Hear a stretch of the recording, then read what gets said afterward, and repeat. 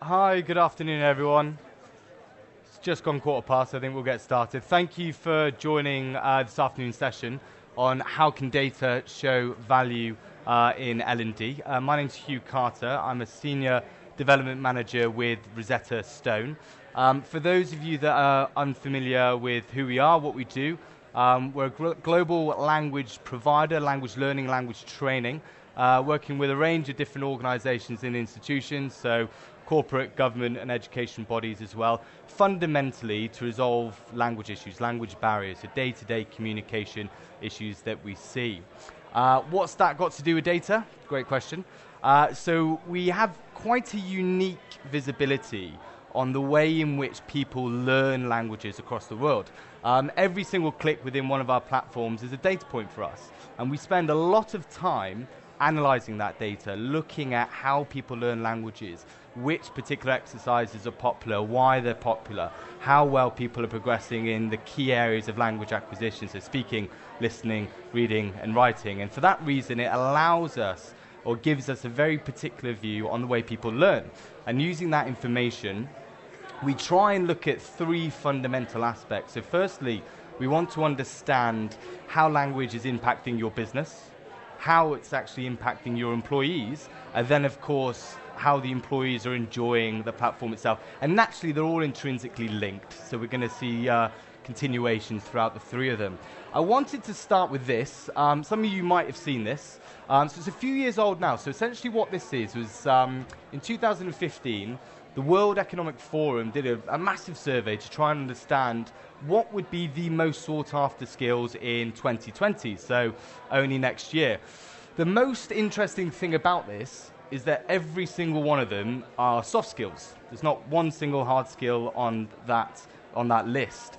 So this then presents a very unique problem for L&D professionals. If this is the end goal, how do we actually measure these aspects? How do we demonstrate value and show impact on a set of skills that are notoriously difficult to actually measure? And that's one of the unique challenges, let's be honest, that L&D faces, is that measuring soft skill is particularly difficult. Again, some of you might have already seen this. This is from the Learning and Performance Institute. This is known as the Capability Map. This is a fantastic tool for understanding the more holistic approach needed to implement an effective learning strategy. Of course, I'm going to today be talking about data and the value of data through the prism of language learning, but hopefully there's a lot of transferable elements that you can take and really apply to other areas of soft skill development as well. The caveat to this is that data is important, but it's not as more important than all the other aspects. We should be looking at other areas as well to make sure that the program that we're running, whatever that might be in terms of a soft skill, is going to be successful. Data analytics is that hot topic at the moment. It's what everyone's talking about. The LPI released a global sentiment survey recently as well. Learning analytics is what they called it, was the third most important topic for L&D professionals this year. So it's a hot topic, but it's a difficult one. So it's quite a challenge. And so what I'd like to do today is just show you our process, the sort of things we do to try and analyze our data, and then of course demonstrate value back to your organization. So quantitative versus qualitative data. Fundamentally, numbers, not numbers. For some reason, there seems to be a tilt towards the quantitative. People seem to think there's more value by being able to demonstrate a dollar sign against some form of training than being able to give more insight, more subjective analysis of what's going on. I would say challenge that. Qualitative data can give some very unique insights. And I often hear elements of L&D professionals being a little bit worried to go down the qualitative route, because what happens if it doesn't show value? If you're implementing a language or learning strategy, any form of soft skill development, there's bound to be value somewhere. The challenge is uncovering that, and that's the difficult bit. As long as we peel back those layers and keep going through, and you make those connections, you will find value in some element somewhere. But the most important thing to begin with is understand what it is you want to do. What's the point of implementing these programs in the first place? So naturally, because we are very fortunate and have access to huge amounts of data all across the globe, so millions of learners, we look to analyze this. There is a danger to that. Obviously, if you've got huge amounts of data, you can get a bit bogged down. Causation, correlation does not equal causation and all that. You have to be a little bit careful in terms of what you're analyzing. But really, start to think about what it is you want to see in terms of improvement. From a soft skill area, and so this again is looking at languages in particular, we tend to see the three most important elements is increasing people's confidence, which will naturally help increase their performance and naturally help increase their productivity. So again, they're all linked. And fundamentally, this will all come to driving the bottom line. If you can do all these more effectively, you're operating more effectively, you're operating more efficiently, you're going to be doing your job better and hopefully, making the business a little bit more money as well. So you can see some fairly significant increases. The main point here, of course, is asking the right questions. So, do you want to see an increase in confidence? Do you want to see that increase in performance? So going back to that idea between quantitative then and qualitative, we really do take a more qualitative approach to analysing our data, because getting that pound sign, that dollar sign on your soft skill development is particularly difficult. If you're really driven to get that, the one thing I do suggest is actually think a lot smaller. If you look at company-wide, if you say, okay, we want to see a dollar return for investing in language training, you're going to have a hard time finding that number. It's not going to come very easily. But if you say, well, let's pick that one particular sales rep and we're developing his English language skills so he can sell more of our product in the Middle East or in Turkey, and you measure that over a year period, you might start to see some quite interesting numbers of how that's developed. Again, be cautious. It might not be the only reason why he's doing better. There might be other platforms going on as well. But that helps to give you a bit more insight. So actually think a bit smaller rather than thinking at a company-wide level. You can then extrapolate that information as well and maybe ramp it up a little bit as well. So of course, all those skills, just bring it back to this. These are the skills we're aiming for: confidence, performance, productivity. They all feed into these elements as well. So it's all intrinsically linked. None of these things stand in silo from one another. So we started with the business impact. Of course, we want to understand what the impact is to the employees as well. And that, of course, feeds back to value. And you can get some interesting information and data, which then demonstrates the value back to the organization. So there's certain areas you want to look at. And again, this comes down to you. This comes down to your department. What is your focus? What are your priorities? Is it engagement? Is it attracting and retaining top talent? And really thinking about those specifics before we start to analyze the data. What I often see, and I'll talk about quite a useful tool in terms of data analytics at the end, but most people will just look at, okay, we've implemented the program, we've seen X number of hours of usage, so great, something's kind of happening. If you've got the time, and appreciate that we're all quite busy, every time you go through a deeper step and a deeper level, you increase the amount of value you're going to see in return. Engagement is a big one. And again, this just comes down to actually understanding the questions that we're asking. So what we've seen across, again, this is through the prism of language learning, please remember. It's quite universal. We see steady increases across sort of all levels, all job functions, and all industries as well. Offering something back to your employees means their engagement levels go up. I'm sure this is something you've probably come across before as well. Career advancement, this is a more personal element for a lot of people. Language learning is a good one for that. If any multilinguals in the room, having a few languages on your CV seriously increases your earning potential, but obviously then as well your ability to find work. If you can operate in multiple geographies across the world, it becomes a slightly easier process to look at as well. Again, fairly universal across industries and across job functions as well. And of course, these are just elements that you can start thinking of. And again, I'm hoping that some of this information is something you can extrapolate and apply to your own world, your own soft skill development as well. It tends to work quite well across multiple areas of soft skills. So whether it's language learning, you can apply it to other factors as well. The last one I like to talk about is actually quite an interesting one. So, worldview. The idea behind this is actually try and think a little bit outside the box. I know it's a little bit cheesy, but it's quite an interesting one.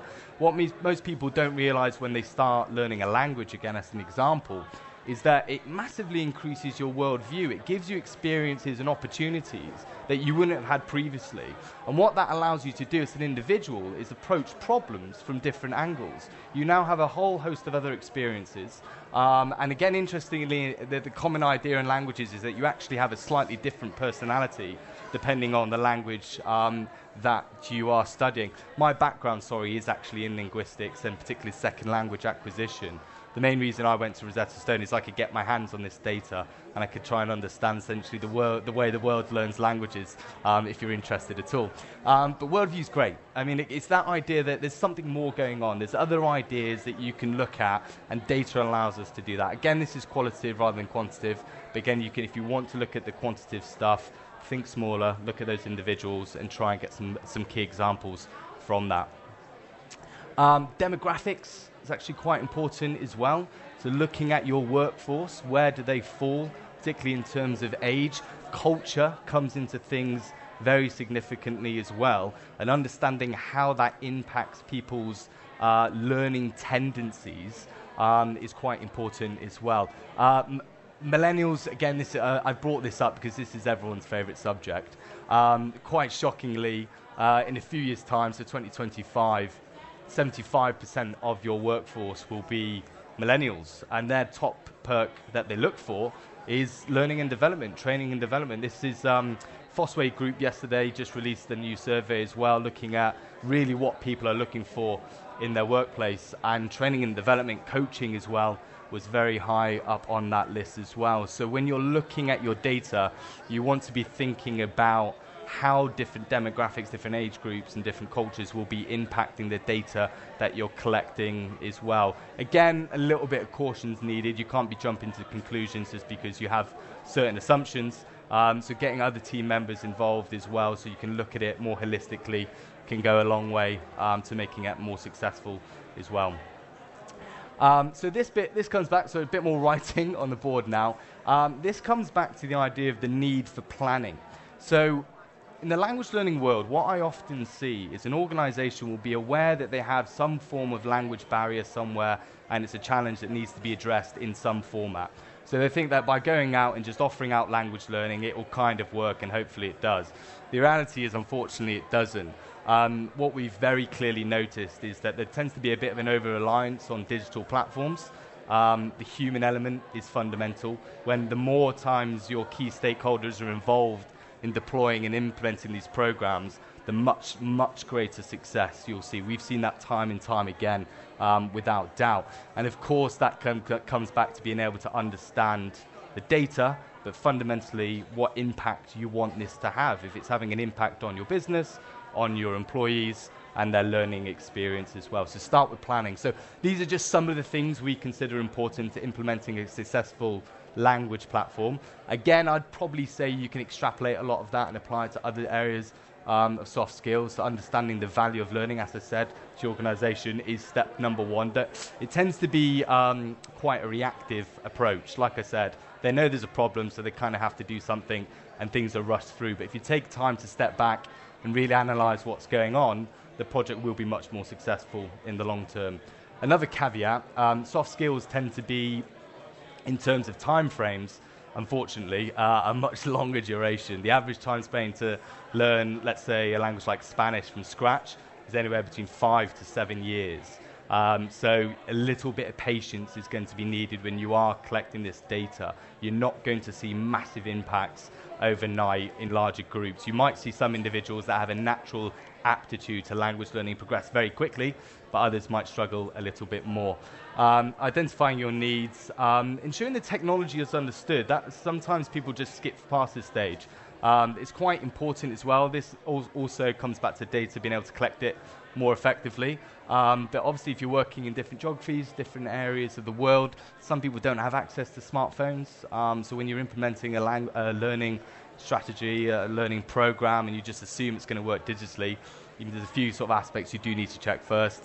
setting up those goals, and then messaging as well, and check-ins. So it's kind of that holistic approach. A lot of this correlates to what you'll see in the capability map from the Learning and Performance Institute as well. Again, if you've not seen that before, I'd really, really highly recommend it. It's such an effective tool for understanding a more effective approach. So moving forward then, bringing it slightly back to data analytics, there are lots of useful tools out there for actually being able to look in a more deeper fashion at the way you're analysing your data. I really like this one, so it's one I've come across quite a few times. It's a very simple model, which means you can start using it quite quickly and start applying it to your particular learning platform. So essentially it starts at the bottom with descriptive. So this is where most people stay. Most people don't go beyond the descriptive stage. There's lots of questions that you can ask that aligns to that. They're not related to language learning, just more broad topics. So descriptive, so essentially what has happened. In the language learning world, this would be usage figures. How much time somebody's spent within the program.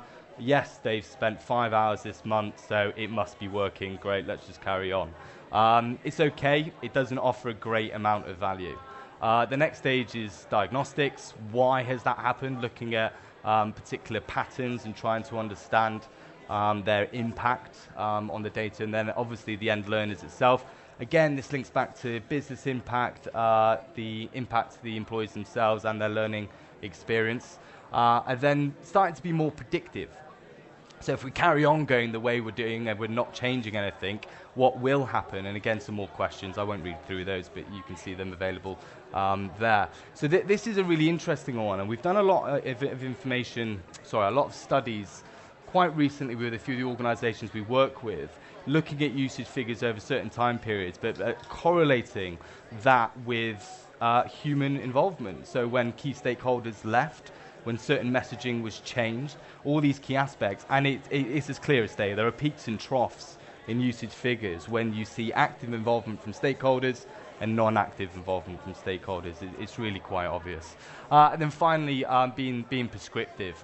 Again, just a few questions here. I won't read through those, but what action needs to take place to either change bad habits and increase usage figures, or aiming to accomplish those goals that we set out to achieve, or continue success as well. And there's always little things you can do to help make an impact. To give you another example, what we've noticed again from, I'll say language, but of course it could be soft skills, is that the first couple of weeks are the most imperative. So when you implement a program like this, it's so important that the learners actually get into the platform as quickly as possible. In our world, we also offer live tutoring, so individuals can go online and practice speaking with a native speaker of their target language. And what we saw quite recently from the data is those individuals that within the first 2 weeks access at least 2 of the live tutoring sessions are 90% more likely to continue a high level of usage over the course of 12 months, which is phenomenal, really. And that just demonstrates the importance of making sure they get in at an early stage and start using it, and of course enjoy the experience. And so I wouldn't worry too much about features and functionalities in that aspect. It's more around the actual, get them started, get them learning, and encourage. This sits under that larger idea of creating a learning culture, of course, as well, which is a very hot topic at the moment. So I'll stop there. And again, it's just the further up you go, the more value you get.